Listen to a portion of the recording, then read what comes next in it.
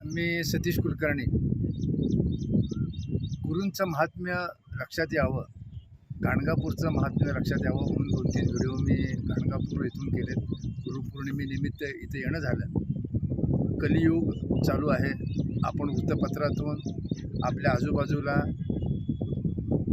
व्हिडिओमध्ये, यूट्यूबमध्ये अनेक ठिकाणी पाहतो की एक एक दिवस संकटमय होत आहे आणि याच्यातून खरोखरच आपल्याला काही त्रास होऊ नये असं वाटत असेल तर या कलियुगाची जबाबदारी कलौ श्रीपाद श्रीवल्लभ, कलियुगाची जबाबदारी श्रीपाद श्रीवल्लभ गाणगापूरचे नृसिंह सरस्वती स्वामी महाराज आणि अक्कलकोटचे श्री स्वामी समर्थ यांच्यावर जबाबदारी आहे.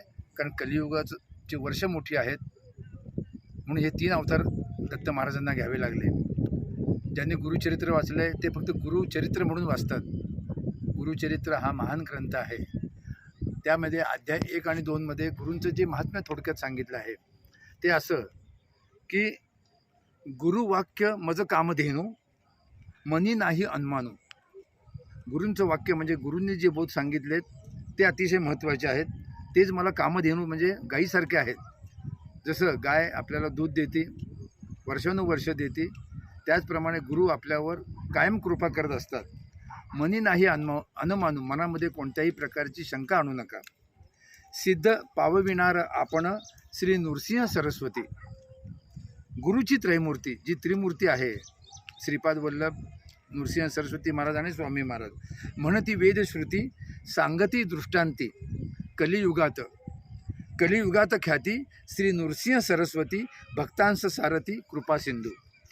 त्यानंतर अध्याय नंबर 2 मध्ये फक्त गुरूंचं महत्त्व सांगितलं ते असं, गुरुकृपा होय ज्यासी दैन्य दिसे कैसे त्यासी, समस्त देव त्याचे वशी कळी काळाशी जिंके नर. ज्याच्यावर गुरुकृपा होती त्याला दैन्य येत नाही, समस्त देव त्याचे वशी, त्याच्या वंशाला गुरूंचा आशीर्वाद लाभू शकतो आणि कळी काळाशी जिंके नर, काळालासुद्धा जिंकण्याची ताकद त्या घरातील सर्व नर म्हणजे पुरुष स्त्री या सगळ्यांना ती ताकद येते.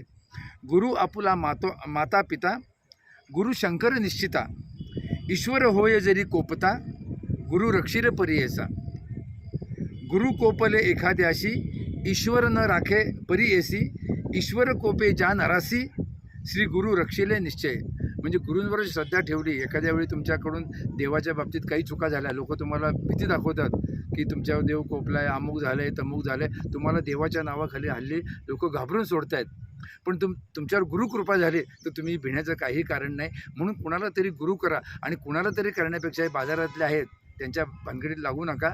आम्ही 73 साली म्हणजे आज 53 वर्षापूर्वी अक्कलकोट स्वामींनाच देव मानलं आणि अक्कलकोट स्वामींचीच आम्ही सेवा भारतभर वाढवली. त्यामुळं काहीही कमी नाही. परमेश्वराला कळलं की ह्याने आपल्यावर विश्वास ठेवलेला आहे. ईश्वर जरी प्रसन्न होता त्याशी गुरु ओळखिता, गुरु आपण प्रसन्न होता ईश्वर होय अधीन आपुला.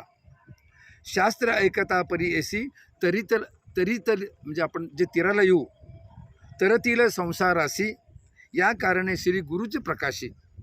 ज्योती स्वरूप जाणावा जो नर असेल गुरुभक्त जाण, तोची माझा जीव प्राण. त्यासी वश झालो आपण जे मागेल ते देतो तया, गुरुपासून सर्व ज्ञान त्रयमूर्ती होती आम्हा अधीन. तुम्ही जर आपल्या तिघांपैकी तुम्ही कोणत्याही देवांना, स्वामींना, नृसिंह सरस्वती महाराजांना किंवा श्रीपादांना गुरु मानलं तर ते तुमच्या एवढी कृपा करतील की तुम्हाला काही करायची गरज नाही. जे मागेल ते द्यायला तयार आहेत आणि त्रयमूर्ती होती तुम्हाला अधीन होतील ते. आमुचा गुरुची देव जाण अन्यथा नाही जाणपा, सर्व देव सर्व तीर्थ गुरुचे आम्हा असे सत्य. गुरु वाचून आम्हा परमार्थ काय दूर असे सांगा. समस्त योगी सिद्धजन गुरु वाचूने न होती सज्ञान ज्ञान, होतो ईश्वर आपण केवी दूर असे सांगा.